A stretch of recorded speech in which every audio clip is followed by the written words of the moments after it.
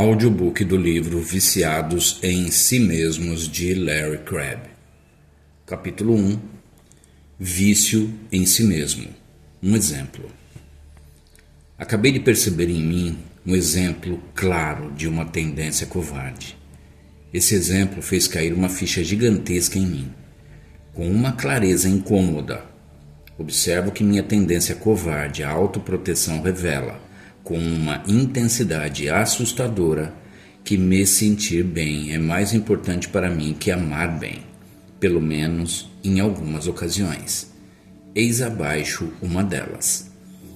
Certo domingo de manhã, eu havia passado horas lendo um livro intitulado How to Die, Como Morrer, uma compilação de pensamentos de um antigo sábio sobre a morte. Sêneca, filósofo romano do primeiro século e um dos primeiros estoicos, perdeu o apoio de Nero depois de mais de uma década atuando como mentor e conselheiro desse imperador, que em um ataque irracional de cólera ordenou a seu fiel conselheiro que cometesse suicídio. Sêneca obedeceu prontamente e tirou a própria vida em 65 d.C. Alguns anos antes de sua morte, esse respeitado filósofo havia escrito muita coisa para seus amigos e seguidores acerca do que significa morrer bem depois de ter vivido bem. É bastante provável que Sêneca imaginasse ter se saído bem em ambos os casos. James S. Room, professor de literatura clássica na Bard College, traduziu e publicou em 2018 um grande volume de escritos de Sêneca em sua obra How to Die. Quando bati os olhos no título, prontamente adquiri um exemplar e comecei a ler. Como já não sou um jovem, imaginei que esse antigo filósofo tivesse algo interessante a dizer, talvez algo útil para mim pessoalmente. Contudo, uma tendência vergonhosa se tornou muito clara para mim conforme avançava lentamente as 121 páginas da tradução para o inglês de Room. Outras 90 páginas traziam os escritos de Sêneca no original em latim, mas não consegui entender uma única palavra, apesar de eu ter cursado 2 anos de latim no ensino médio. Fiel ao seu estoicismo, Sêneca sugeriu como eu poderia encarar a morte sem medo caso vivesse bem minha vida, da qual algum dia poderia partir de uma forma honrosa. Pouquíssimas de suas recomendações, para não dizer nenhuma, me pareceram dignas de atenção.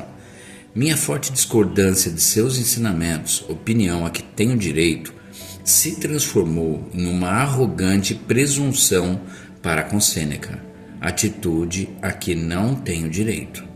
Os 3 exemplos abaixo exemplificam bem a questão. Em cada um cito uma frase de Sêneca e em seguida acrescento meu raciocínio a seu respeito. Primeiro exemplo, Sêneca. Vive mal aquele que não sabe morrer bem. Eu. Quem é esse fulano para opinar sobre um assunto tão importante? Se ele verdadeiramente desejava saber como viver com propósito e morrer dignamente, ciente de que tanto a vida quanto a morte têm um propósito, deveria ter estudado a vida e a morte de Jesus. 3 dos 4 evangelhos registram a vida e a morte de Jesus: Mateus, Marcos e Lucas, e esses 3 foram escritos antes da morte de Sêneca, que se tornou senador em Roma ainda jovem, poucos anos depois da crucificação de Cristo.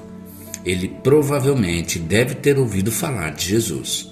Apesar disso, nem sequer se dispôs a examinar a vida do homem mais sábio que já existiu. E agora devo me impressionar com seus bons conselhos? Segundo exemplo, Sêneca. Abandone toda a ansiedade de preservar uma vida e você viverá mais feliz. Eu. Bem mais fácil falar que fazer. Por acaso Sêneca quer que eu me recuse a cogitar a possibilidade de um final doloroso a fim de aceitar a morte com mais facilidade? Ou está sugerindo que o desejo de permanecer vivo é, de alguma maneira, doentio? Somente o cristianismo torna possível encarar a morte, até mesmo uma morte dolorosa, com uma esperança e uma alegria inexplicavelmente reconfortantes, não em razão da expectativa de deixar de existir e de sentir dor, se é que isso existe, mas em conformidade com o desejo mais profundo de todo cristão, consciente de si mesmo, em razão da alegria de saber que existe algo nos aguardando do outro lado da morte. Como todo bom estoico, Sêneca valorizava a paz imperturbável, uma paz ao estilo de Buda, como o bem maior que o ser humano pode alcançar. Todavia, o cristianismo oferece a paz de Jesus, uma paz que nos sustenta para viver e amar bem, mesmo quando a vida nos decepciona e nos machuca. A paz de Jesus não sufoca a dor, mas libera propósito por meio da dor. Na fórmula de Sêneca, para se viver e morrer bem, não há espaço para uma paz que chora e se lamenta. Sêneca parece sugerir que devemos seguir assoviando felizes da vida enquanto passeamos em um cemitério.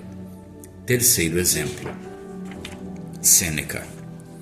Que novidade há no fato de alguém ter morrido, se sua vida nada mais foi que uma jornada em direção à morte? Sêneca está errado de novo. Para o cristão, a existência é uma jornada em meio a uma vida prazerosa, uma jornada significativa e cheia de alegria, ainda que difícil e imperfeita, que segue em linha reta em direção ao regozijo eterno que todos anseiam experimentar em sua plenitude. Esse filósofo supostamente brilhante não percebeu uma verdade fundamental que nos faz viver bem e morrer ainda melhor, eternamente. Sem dúvida, o QI de Sêneca o colocaria na categoria de gênio, mas ele era um tolo.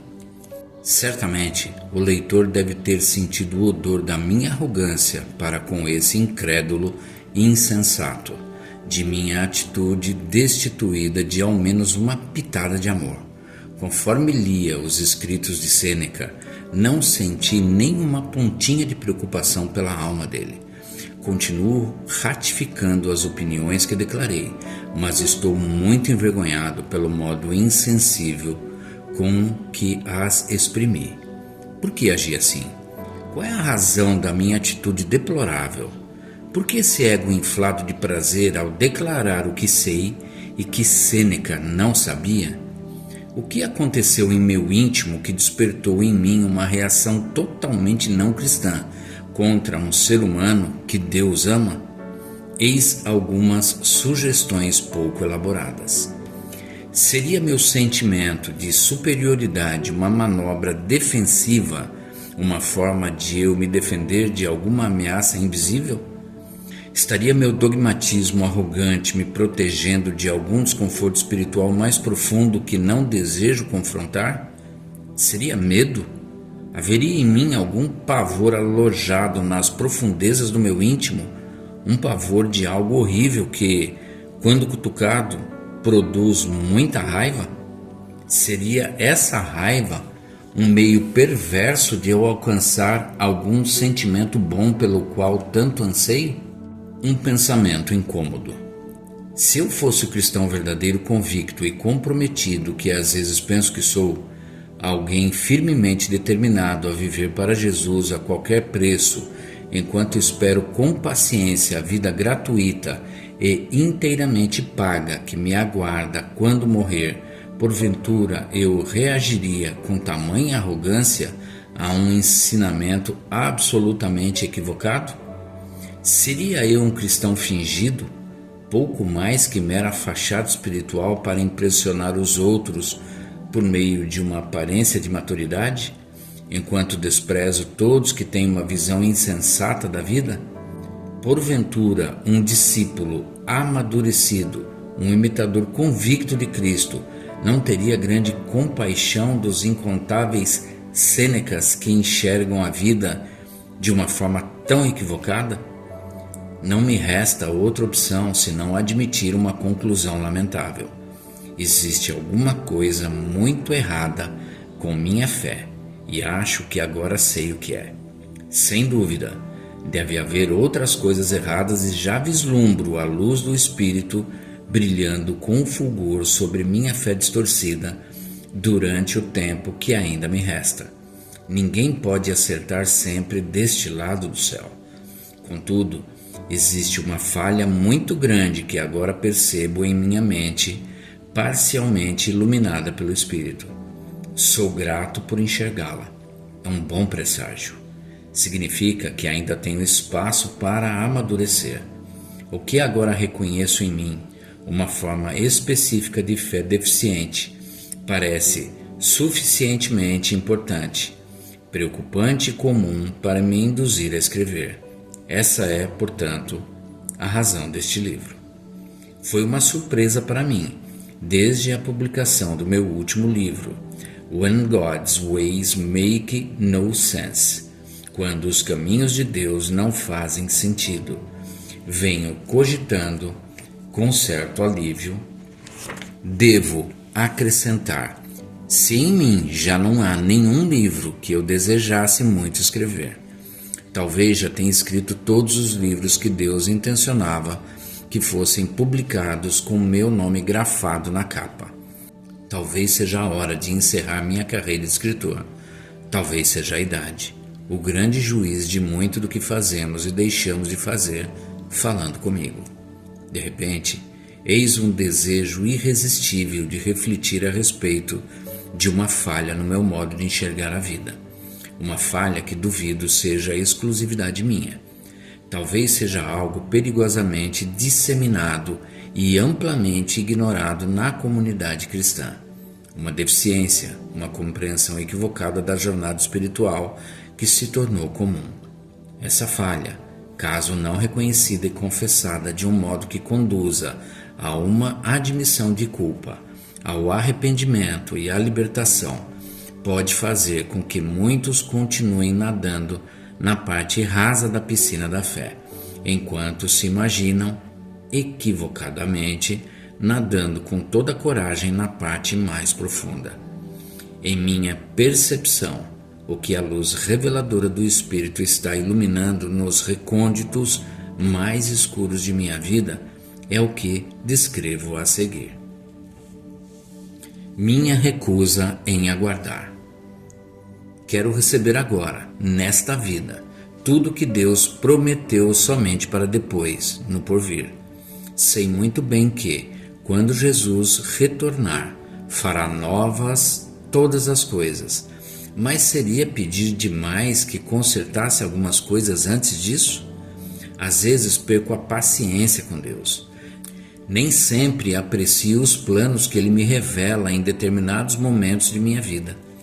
Acima de tudo, desejo experimentar nesta vida coisas que aliviem o estresse das dificuldades, que entorpeçam minhas inseguranças, que atenuem prazerosamente a consciência de meus fracassos. Quero tudo isso, mesmo que apenas por um breve e delicioso momento. Mas Deus só me decepciona. Ele parece conceder somente aquelas coisas que fortalecem minha caminhada com Jesus, mesmo que minhas dificuldades continuem se amontoando, minhas inseguranças continuem se aprofundando e meus fracassos continuem cada vez mais evidentes. Estou convencido de que preciso de alguma coisa diferente. Não consigo me livrar da preocupação de que mais problemas me aguardam em cada esquina. Não consigo descansar no amor incondicional de Deus a ponto de minhas inseguranças desaparecerem. Não consigo abraçar o plano de Deus para minha vida a ponto de o pecado perder a atração. Por conseguinte, muitas vezes me disponho a buscar, por conta própria, uma forma de experimentar o que tanto desejo, algum tipo de prazer envolvente a ponto de meus problemas parecerem distantes, de a rejeição não me assustar e de meus fracassos parecerem irreconhecíveis ou pouco convincentes. Se Pedro pudesse falar comigo hoje, Imagino um pouco do que me diria.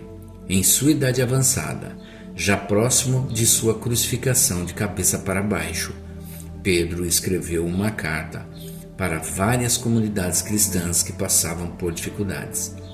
Essas igrejas estavam sofrendo, e Pedro lhes disse que não fizessem do alívio um objetivo de vida. Em vez disso, incentivou carinhosamente esses cristãos aflitos e conhecedores da bondade de Deus a depositarem sua esperança inteiramente na graça que lhes será concedida, não nesta vida, mas na revelação de Jesus Cristo. 1 Pedro 1,13. A referência aqui é ao retorno de Jesus, ocasião em que ele fará novas todas as coisas, reparará toda injustiça, enxugará toda lágrima e satisfará todo o anseio de nossa alma glorificada. Até lá, Pedro pede que aguardemos. Tudo que mais desejamos está no porvir. Não exija nada agora, mas espere tudo para depois. Receba tudo de bom que aparecer em seu caminho hoje. Desfrute tudo com gratidão, porém, esteja ciente de que a vida atual jamais satisfará seus anseios mais profundos. Paulo, em concordância com Pedro, escreveu aos cristãos de Roma que prosseguissem gemendo no íntimo e aguardando ansiosamente. Romanos 8:23.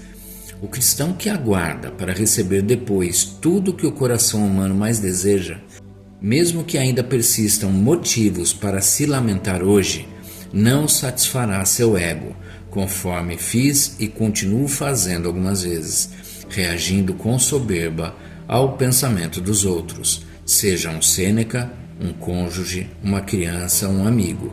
Sim, às vezes minha atitude é de arrogância paternalista, que exalta o próprio ego acima dos demais e que proporciona um sentimento, perdoe-me a expressão, danado de bom, um orgulho prazeroso demais, tão gostoso a ponto de valer a pena trocar o céu pelo inferno. Ficou claro para você a evidência de meu vício relacional oculto? Aguardar o plano de Deus, por mais frustrante que pareça, nos libertará para viver bem o dia de hoje, um viver caracterizado por abnegação, entrega ao próximo e apreço cada vez maior pelo perdão, não mais dependente do vício em buscar nosso próprio bem-estar em êxtases prazerosos e momentâneos. Cristãos que aguardam reconhecerão com mais facilidade a verdadeira natureza da tentação, a oportunidade de providenciar para si alguma experiência que Deus prometeu suprir futuramente. Além disso, cristãos que aguardam descobrirão forças renovadas para resistir ao encanto que essas oportunidades oferecem. Cristãos que aprendem a aguardar viverão melhor hoje e morrerão melhor quando os portões do céu se abrirem. Será esse o caminho estreito para a liberdade? Senhor, ensina-me a esperar. Jesus, aqui estou novamente em busca de algo que, se eu me deixar levar, fará guerra contra meu coração e o coração daqueles que amo.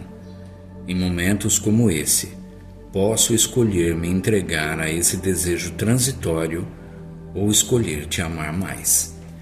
Entre escolher a vergonha ou a glória, ajuda-me a escolher a glória. Entre escolher o temporário ou a eternidade, ajuda-me nesse momento a escolher o que é eterno.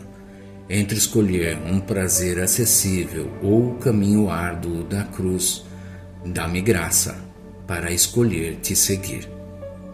Aguarde.